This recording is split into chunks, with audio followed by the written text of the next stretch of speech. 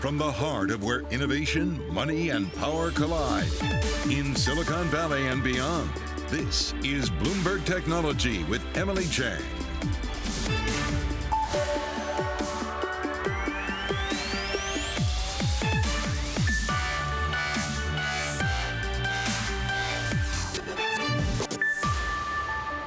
In San Francisco, and this is Bloomberg Technology. Coming up in the next hour, the Washington, D.C. Attorney General slaps Amazon with an antitrust suit, accusing the e-commerce behemoth of forcing third-party sellers to offer the lowest prices on Amazon. Sellers tell Bloomberg even if they offer a lower price on their own websites, their Amazon listings get buried.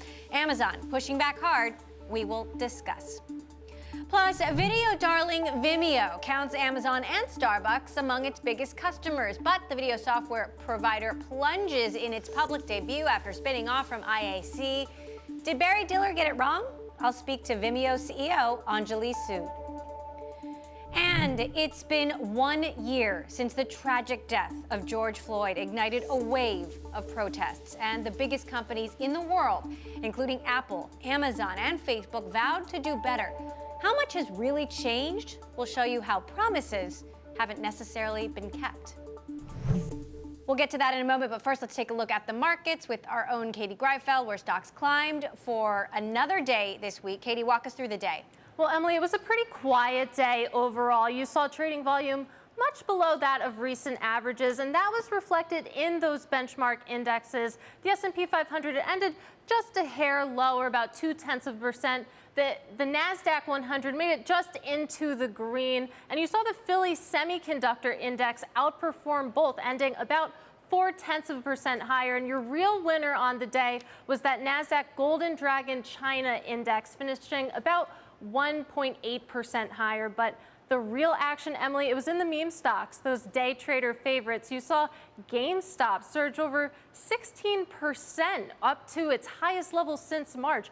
AMC had an even better day, up nearly 20%. And it looks like retail was driving the action. You saw hashtag AMC Strong, for example, trending all day on Twitter, and it took GameStop along for the ride. But let's bring it back to the real world and end on Amazon, because it's been a really fascinating week for this stock so far. You saw Bloomberg News report last night that its takeover of MGM could be announced this week with a $9 billion price tag.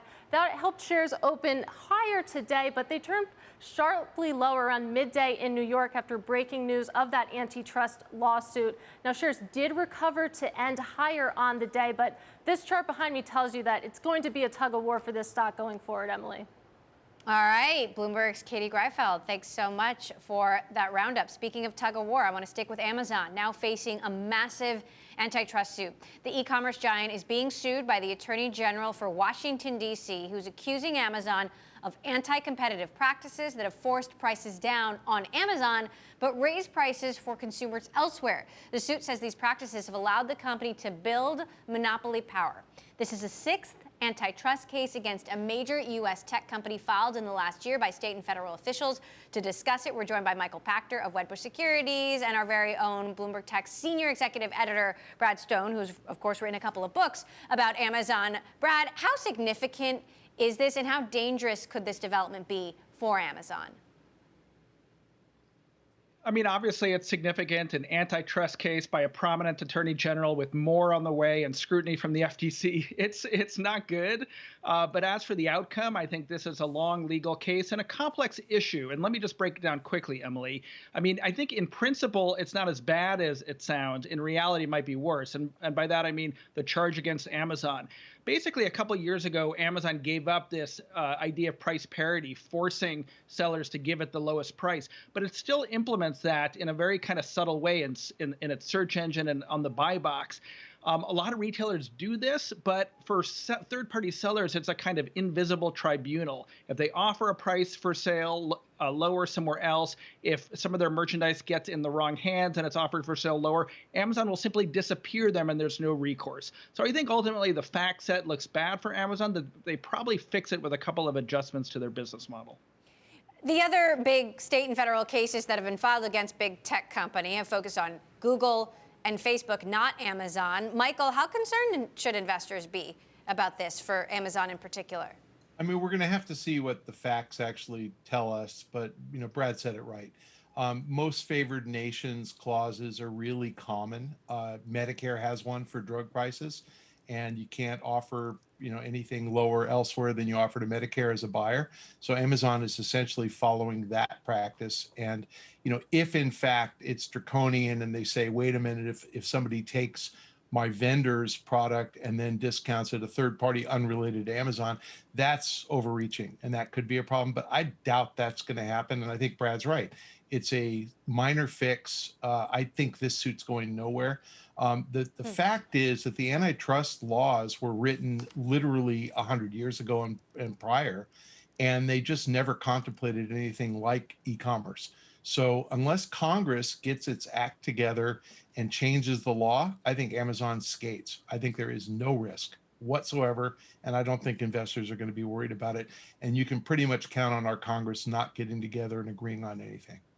Interesting. Brad, I do want to mention what Amazon has said in response to this suit, saying the D.C. Attorney General has it exactly backwards. Sellers set their own prices for the products they offer in our store. Like any store, we reserve the right not to highlight offers to customers that are not priced competitively. So that speaks to both of your points. However, I guess I wonder in terms of what's happening in practice and how much that might differ from what's on paper. Brad. Yeah, that's a good point, Emily. Amazon is saying here that sellers set their own price, but by virtue of this very soft, very opaque, most favorite nation or price parity clause, is Amazon in a de facto way requiring sellers to set an absolute minimum price and to perhaps raise their prices elsewhere. I mean, that's the argument here. It's a kind of tough one to back into. And I think, as Michael said, I mean, the original purpose of antitrust law was to lower price and maintain low prices for customers and not ensure that, not allow monopolists to raise prices artificially. And on its face, that's what Amazon's doing here. So it's kind of a backwards argument, and I think I tend to agree with Michael, and in this case, at least, on its face with Amazon's defense. I'm just hearing that we are going to be speaking with the Washington, D.C. Attorney General Carl Racine at the bottom of the hour. So, Michael, I'm gonna tell him what you said, that you think this case is going nowhere and that Amazon skates away. I mean, what questions do you have for the Attorney General, if indeed that's what you believe? Well, it's a problem of proof, and he's going to have to show damage. So he's going to have to actually get a vendor to come forward and say, yeah, I wanted to charge, $40 on Amazon and $30 elsewhere. And because of Amazon, I had to raise the price elsewhere. That's not what happened. They had to drop the price to 30 on Amazon. If you can find that retailer who said, no, that vendor who said I raised the price elsewhere because Amazon made me, maybe he's got a case. I doubt that smoking gun exists. I can't even imagine that exists. Meantime, we are potentially hours away from Amazon's biggest acquisition since Whole Foods. We're all expecting that Amazon will be buying MGM Studios in a massive acquisition. Michael, if indeed this happens, do you think this is a good move for Amazon, given the backdrop of all of this scrutiny as well? I do. I don't. There's certainly no antitrust issue with them owning a film library or a studio. They're just not big enough to make a meaningful difference. People can quibble over whether 17,000 hours of television content and 4,000 films is worth $9 billion or $4 billion or something less, but that's about a week's worth of revenue for Amazon. So who cares? I mean, it's just not a big deal. And considering it's going to be amortized over the next 20 years, Amazon is buying 90 years worth of content, and it's going to take them 90 years to build a library that big. And they have to compete with Peacock, which has the NBC Universal library, and Disney Plus, which has Disney and Fox's library, and HBO Max, which has Warner Brothers library. So they just can't compete with those services if they don't have a library of their own. And I actually think the loser here is Netflix, because they don't have a deep library, and Amazon just locked up some more content that wasn't locked up by the other big services. Brad, what's your take on that? I mean, you chronicle in your book how Amazon Studios, their original programming especially, got off to a slow start. They didn't necessarily know how to negotiate in Hollywood. They had some executive problems at the company, and now we're seeing Bezos spending big here, though he has over the last several years been willing to spend there where he hasn't been willing to spend elsewhere. What do you make of this? Well, it's interesting. In the beginning, there was only a kind of intuition on how they might monetize original content or licensed content. And what's really developed since then are some business models to go and exploit the kind of content library they're going to be getting from MGM. So it's not just making content the centerpiece of the prime $119 a year subscription club, but it's also the growth of Amazon's ad business. And we've seen the growth of, say, IMDb TV, which people might not know a lot about, but it's really this free streaming service juggernaut that's growing very quickly. You put MGM's library in there, and very quickly you start to monetize it, as well as getting some of that franchise potential that Amazon has lacked with some of the competitors that Michael's talked about. So all sorts of spin-off potential in the Rocky franchise or the James Bond franchise, if Amazon can of course get the rights to that from the family that controls the Bond franchise. But that's in part what they're buying, just opportunity to creative opportunity based on some of the properties MGM has.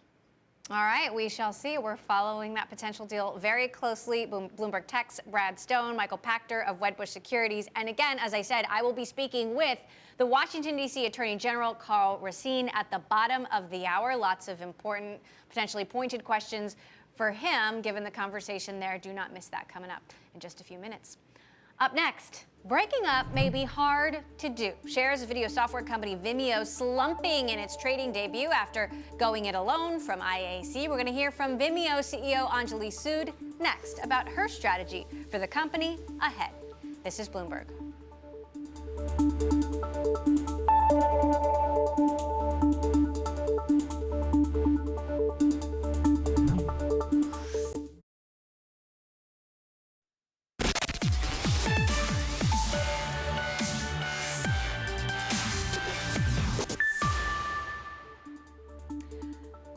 Welcome back to Bloomberg Technology. I'm Emily Chang in San Francisco. Shares in the video platform company Vimeo slumping in its trading debut after spinning off from IAC.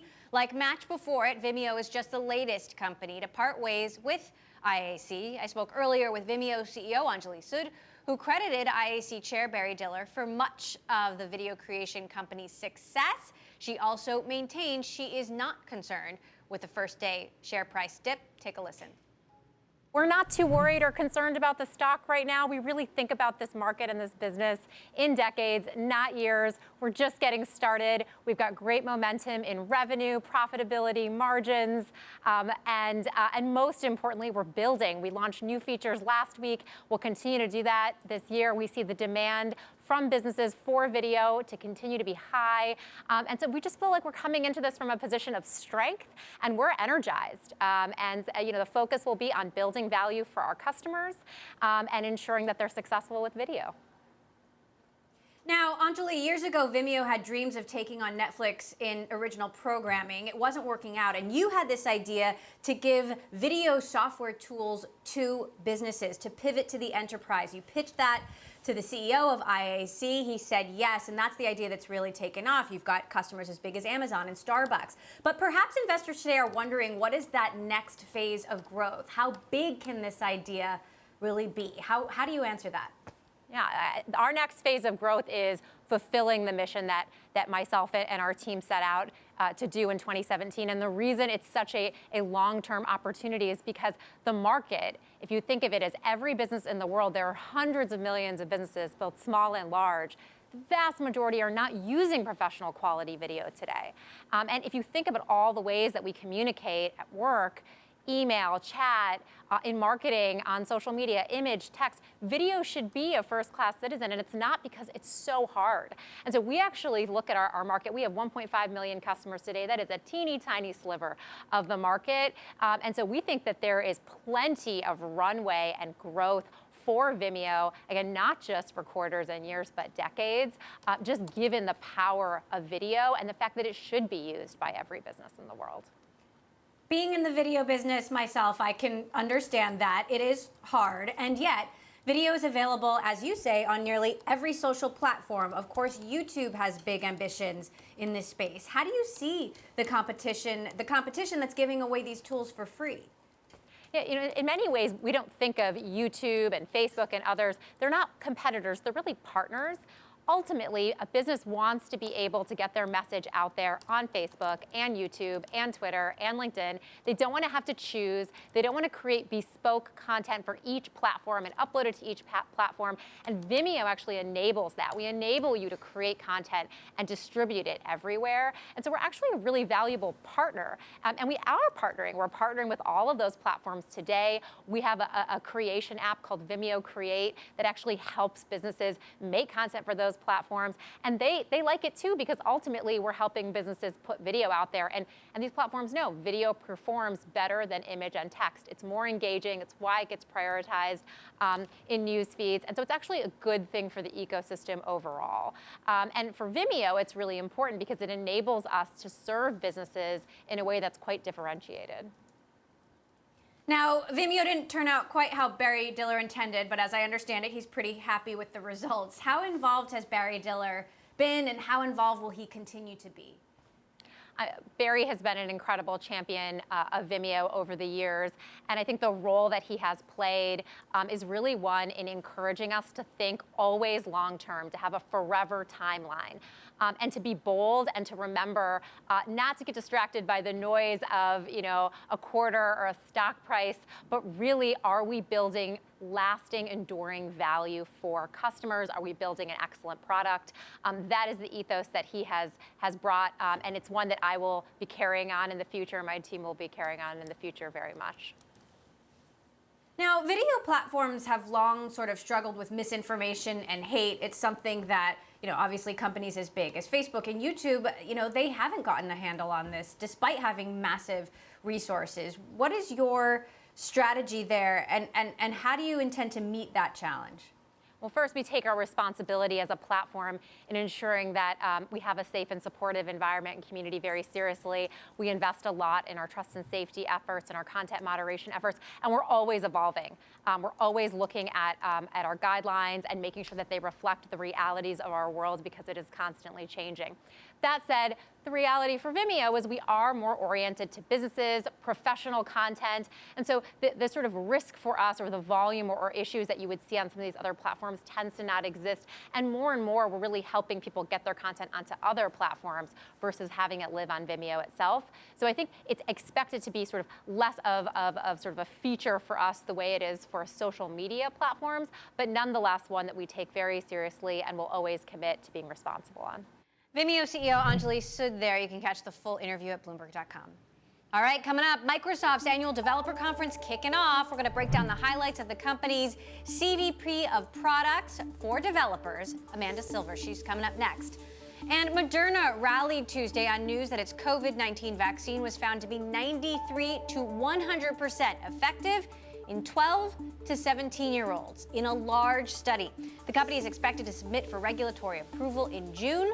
Earlier this month, the FDA expanded the use of Pfizer vaccines to include teenagers 12 years and up. This is Bloomberg.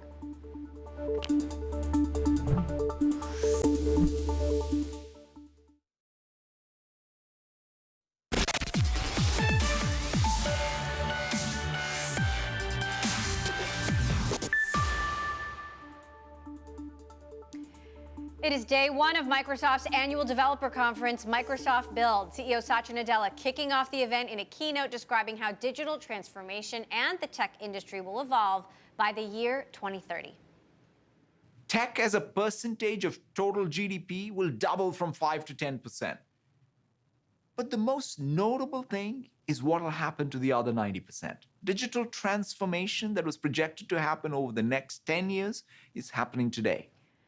Joining me now to discuss how Microsoft is shaping that future, Microsoft CVP, Amanda Silver. Amanda, thank you so much for joining us. So data from LinkedIn shows that nearly 150 million new tech jobs will be created over the next 5 years, 98 million alone over the next 5 years. How does this present both a challenge and an opportunity for Microsoft?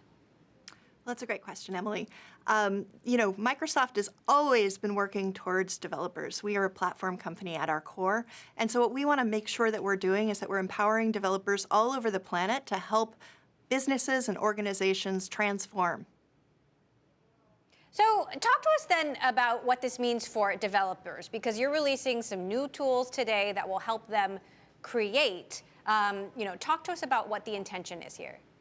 So our intention is always to make sure that every keystroke matters. For developers, what matters to them is the code that they're trying to write, but at the end of the day, they're delivering for their end users, and that's for their customers or for their employees. And so we really want to make sure that they can create applications more quickly, more easily, and deliver it to their end users as easily as possible. And so, as an example of the kinds of things that we were talking about today, Teams has actually grown dramatically over the past year. It's doubled over the past year. We have over 145 million daily users of Microsoft Teams. And so that means that it actually has become central to the way that everybody is doing work in this hybrid work environment. And so a lot of developers are seeing this as an opportunity to deploy applications for employees to be able to complete their work. Right. So there's been talk of a developer shortage, and I wonder why that is, and quickly how Microsoft proposes to close that gap. Yeah, when I think about closing the developer shortage, it's really about minting new developers, bringing more developers into the workforce, making sure that those developers can be more productive, and then scaling by working with others, collaborating with others. So when I think about things like students who are learning new tech skills, we want to bring more students to be able to create with technology. So as an example, I'm inspired by students in the Imagine Cup who have been challenged by remote learning. And they want to make sure that students who want to learn how to build robotics can actually access hands-on labs with remote hands-on labs environments. So they've used Microsoft Azure, Visual Studio to create such an environment. All right. Well, we'll be following Build this week as it kicks off. Amanda Silver, CVP of Product for Microsoft's Developer Division. Thanks so much for joining us. All right. Coming up, we're going to speak with the Attorney General of Washington, D.C., Carl Racine, who is accusing Amazon of anti-competitive practices. Stay with us. You don't want to miss it. This is Bloomberg.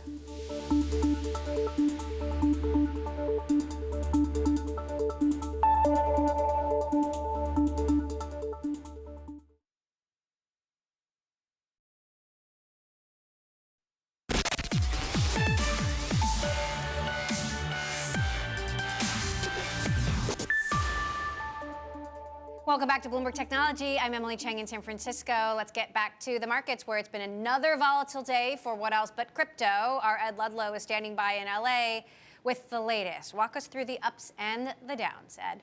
Yeah, price swings in cryptocurrencies. Bitcoin, of course, the focus, falling below $38,000 on Tuesday, but other coins also seeing some downward momentum, except for one, which I kind of want to focus in on. It's one we talk about less, Ethereum Classic. It was up 14% on Tuesday, above $75. It continues that kind of upward trajectory as we go into the next session. It's the biggest move of the cryptocurrencies that Bloomberg tracks. But back to Bitcoin, if you think about Bitcoin and all the discussions you and I have had over the last 14 days or so, ultimately, Bitcoin is down significantly since that volatility entered the market. But come with me into my Bloomberg terminal and look at this chart. 30-day volatility for Bitcoin is at its highest level so far in 2021.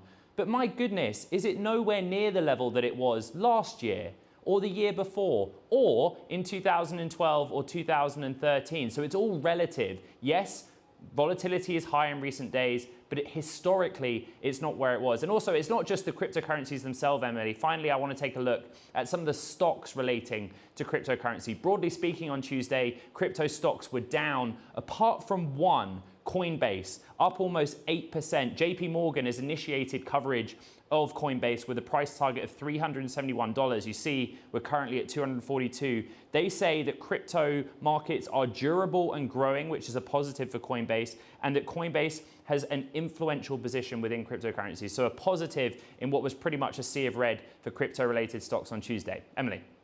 Right. Bit of green there, just a bit. Thank you, Ed. I want to get back to the big story of the day, and that is e-commerce giant Amazon being sued by the Attorney General for Washington, D.C., allegations of anti-competitive behavior. This opens a new front in the campaign against major U.S. tech companies. It's the sixth such case filed in the last year by state and federal officials, but the first against Amazon. We're joined now by Attorney General Carl Racine himself. Attorney General Racine, thank you so much for joining us on a big day. Look, we were having a conversation about this suit earlier in the show. Some of the critics saying that what you're accusing Amazon of doing is what all retailers do. What do you find so problematic about Amazon's behavior in particular?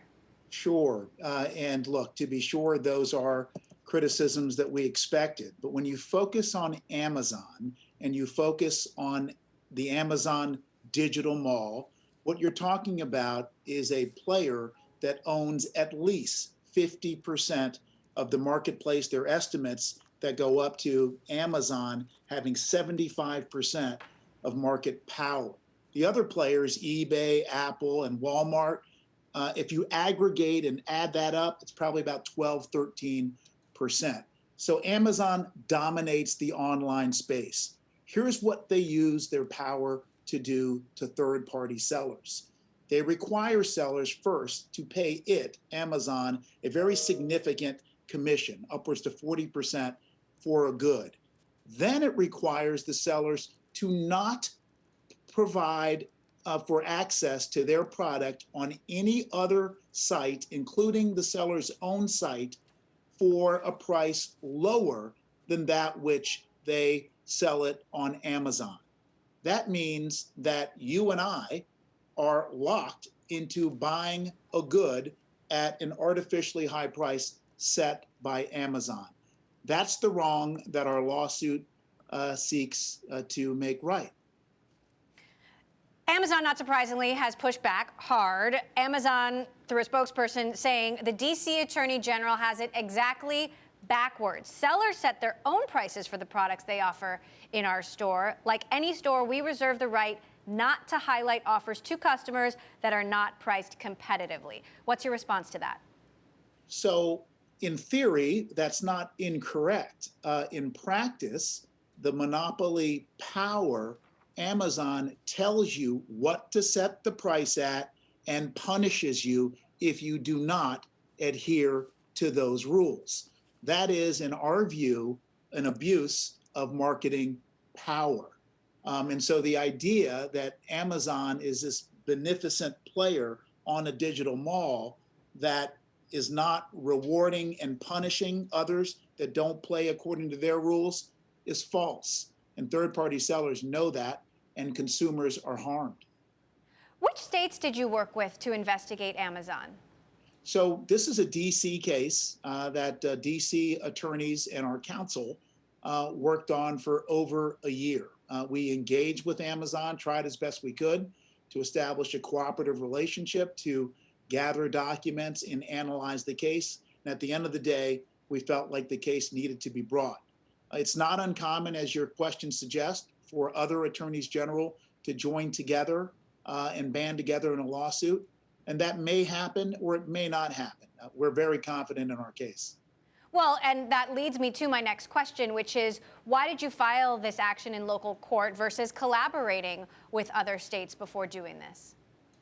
Well, I think that's a fair question, of course. And again, we welcome any state to review our complaint. They know how to reach me and my team, and we'll bring them in on the case if they're interested in this theory.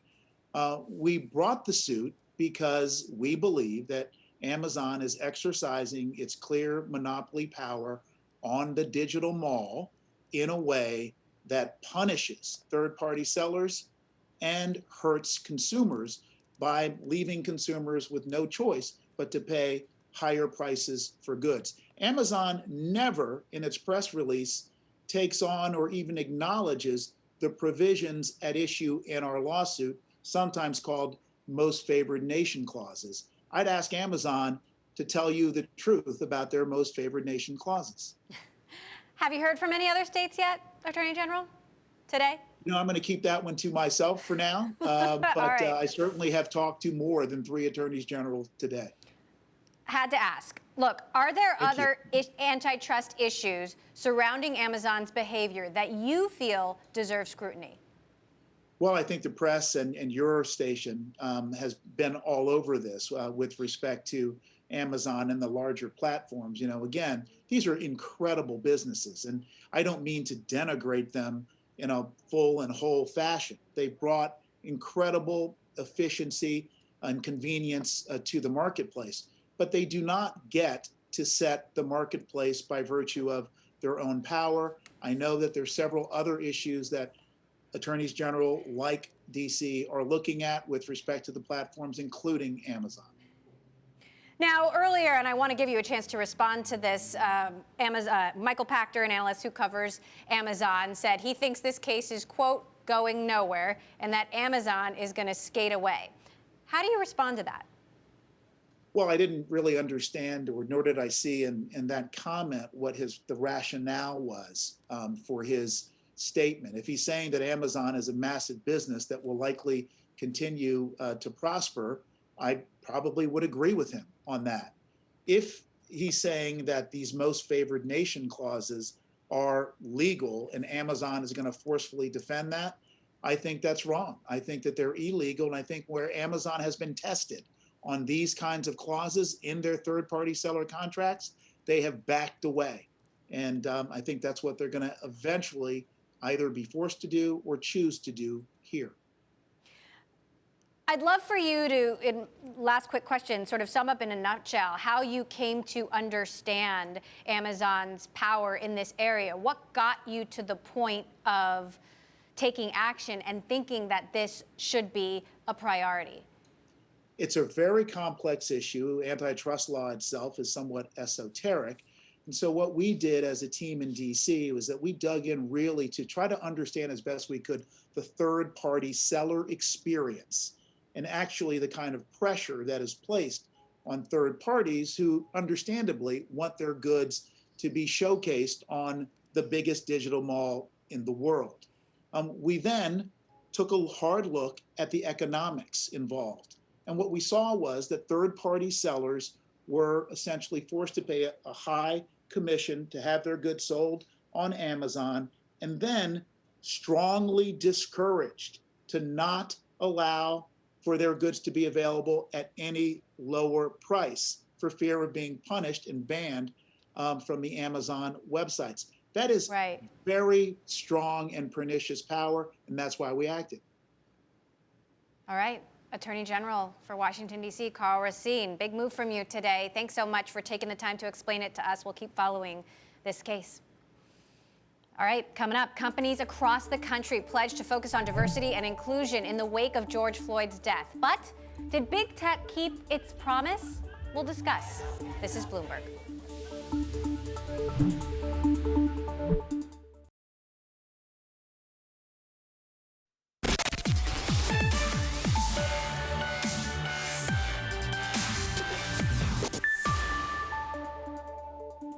It has been 1 year since the death of George Floyd galvanized protests against racial injustice. The national movement calling for inclusion, calling for equity for all, prompted hundreds of the largest companies to pledge changes in their business operations to support racial equality. At the start of the year, Apple announced a set of major new products as part of its $100 million Racial Equity and Justice Initiative. Facebook announced an investment of over $1 billion to support Black and diverse suppliers and communities in the United States. And as of September 2020, the Amazon community had invested $27 million to 12 organizations, including the Black Employee Network, which they helped select. But according to a study by Creative Investment Research and reported in Fortune, while U.S. companies pledged $50 billion towards racial equity following Floyd's murder, since then, only $250 million has actually been spent. Wow.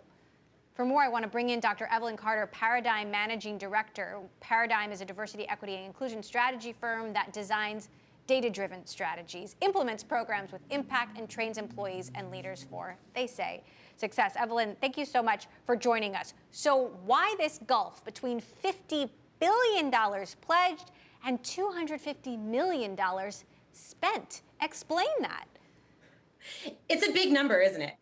Well, I think the biggest reason for that gulf is that, one, we are looking at what's happened over the past year, right? And what I always remind my clients when I'm working with them is that to right systemic injustice that has been the result of centuries of work, it's going to take longer than a year to fix that.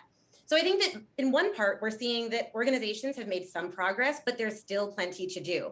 I think it's right to take a somewhat skeptical view and say, why is it that this money hasn't been spent yet? But I'm optimistic that we will see over years of time that that money is actually being put to good use in the way that the organizations intended. You've helped train tech companies and their executives, companies like Airbnb, Slack, Twitter, Lyft. Do you see any difference between how tech deals with these issues and other industries deal with these issues?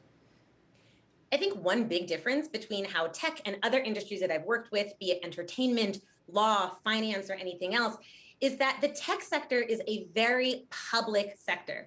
The tech sector is creating apps, ways of life, social media that help all of us connect with each other. And so there is a bigger responsibility, I think, in some ways, on that industry to get this right. That said, I think tech, just like every other industry, is grappling with what it means to be kind of learning on the go as you're working to right these systemic injustices. Now, Blendor, which is a startup that helps other companies recruit diverse talent, they also found something interesting, that companies that made statements of solidarity, Black Lives Matter, for example, they had 20% fewer Black employees on average than those who didn't make those statements. You know, what are we supposed to take away from that? I think one takeaway is that organizations that have far fewer Black folks know that they need to speak up so that folks know that they care. There's some really fascinating research that's been done by Valerie Purdy Greenaway and others that look at how people of color consider whether they want to join an organization. And representation is one very important piece, but so is what the company says they believe. And so I think that the organizations who have made these statements, if on average they have fewer Black employees, are because they know that the first, but not the only step, is that they have to explicitly say what they believe to make sure that Black folks know that they are going to be able to join a psychologically safe space that is going to put action behind those words. But putting action behind those words is what those organizations have to do as the follow-up.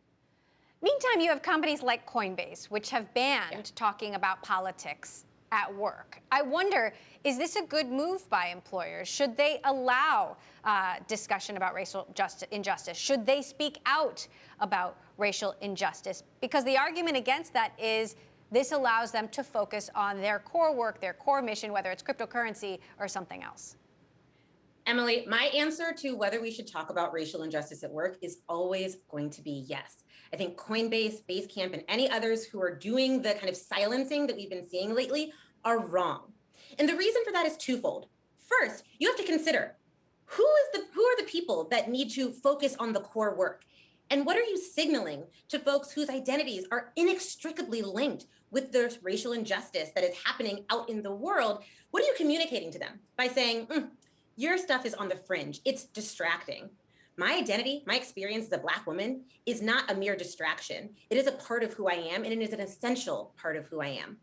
The other reason that it's a bad move, though, is that we've found in our report at Paradigm that most people want to be talking about this stuff at work. Over the past year, we have experienced a collective awakening in what it means to understand racial inequity in this world. And we spend a lot of time at work. And so figuring out how to have these conversations, not just in our personal circles, but at our workplaces as well, is paramount. You bring up an interesting point there, because we have spent a lot of time working from home over the last year, and the workforce is now going through a major transition where some employees are coming back. And I wonder for some people if that means confronting some of these issues all over again. How do you advise employers, managers, and workers to navigate that transition, knowing they've been through an incredibly harrowing experience and now have to go through this new transition all over again? I think the biggest thing that folks can do as they are transitioning back to working in the workplace, and also if you're still remote, this works too, is to lead with empathy. That means listening to what people are sharing about their experiences. That means creating space by bringing in experts to hold those discussions or to train internal people to do so, and make sure that as you are listening to people, hearing what they need, that you are prepared to take action based upon what they say. And that is something that is true whether or not we are in a remote world, whether we're in a hybrid world, or whether we're back in the office. All employers need to get better at listening to what their employees say they need and taking action as a result of it. All right. Dr. Evelyn Carter, thank you so much for joining us. Paradigm Managing Director. Really appreciate you taking the time. All right, I want to bring you some news of changes at the helm of the gaming giant Electronic Arts. It's been announced that Larry Probst will step down as chair at the company's annual shareholder meeting coming up in August. CEO Andrew Wilson will succeed him. Probst was CEO of EA from 1991 to 2007, helped launch popular gaming franchises like The Sims and EA Sports titles like FIFA and Madden NFL.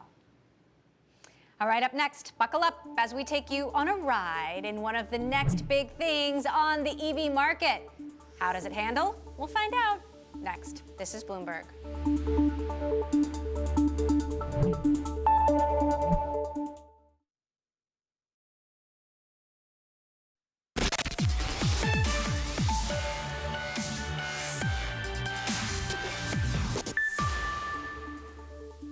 Lucid Motors was supposed to be the next big thing in electric cars. Its debut EV boasts range and power to rival Tesla. And in February, the company secured billions of dollars in a SPAC deal. But the road to production has been harder than expected, and COVID is hurting Lucid's supply chain. Bloomberg's Ed Ludlow took a ride in the latest factory-built prototype with Lucid CEO Peter Rawlinson to discuss. Lucid Motors is pretty far behind its original schedule. The company caught investors' attentions in August when it said its debut EV, the Lucid Air, could do more than 500 miles on a single charge. Production was supposed to start by the end of 2020. The timeline slipped when, well, COVID hit. COVID's wreaked havoc with that process. There's always going to be weak links when you've got an international supply base of notionally around 250 suppliers. In February, Lucid did a deal with Churchill Capital, a blank check company. That lets Lucid list as a public company and will generate more than $4 billion cash. But Lucid also agreed to delay the start of production because Churchill had quality control concerns. The net result? Lucid will build just 577 cars this year.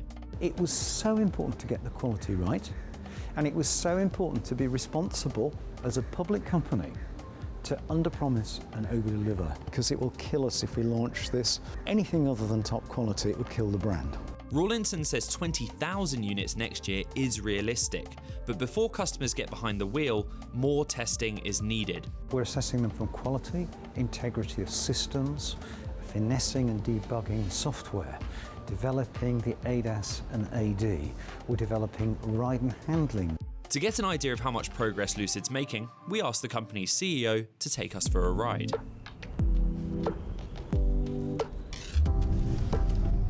How much is the pace of pre-production in your hands right now? A lot of it is in our control. Some of it is frustratingly with some suppliers who are falling behind. Lucid has a plant in Arizona that's near completion and has hired hundreds of staff. It's a very fluid situation. I don't see improvement right now, frankly. And that's why we're putting further mitigation actions in right now. We're looking at alternative chips. The company's also tweaked the car's performance and cut weight. The debut version will have more than 1,000 horsepower. My ride had a mere 800. Whoa, that is so fast. It's head to the back of the headrest kind of stuff. Okay, so Lucid's prototypes are fast, but getting into serial production has been a challenge. Lucid's not quite lived up to the hype of being a potential challenger to Tesla or the German car makers in the luxury space. Rawlinson was the chief engineer on Tesla's Model S. His old boss, Elon Musk, has been repeating the same line for a while now. Prototypes are easy, production is hard. Do you agree with him? I think that to do a mediocre prototype is easy. To do a prototype of something which is really pushing the envelope and world-class with world-class technology, that's super hard. And I think putting that into production, has its own challenges, undeniably. Do you think that that line that he says is directed at you guys specifically? Interesting if that were, wouldn't it? Lucid is inching closer, but has still not revealed an official start of production date. We're going to continue building cars, and we will grind away at the quality, and when, as a team, we will decide, look, we finally got us to a stage, this car passes the test. Their merger with Churchill Capital and the listing is due to take place at the end of the second quarter. Ed Ludlow, Bloomberg News, Newark, California. Thanks, Ed Ludlow, for that story. And that does it for this edition of Bloomberg Technology. I'm Emily Chang in San Francisco, back in the studio. We'll be back here tomorrow. This is Bloomberg.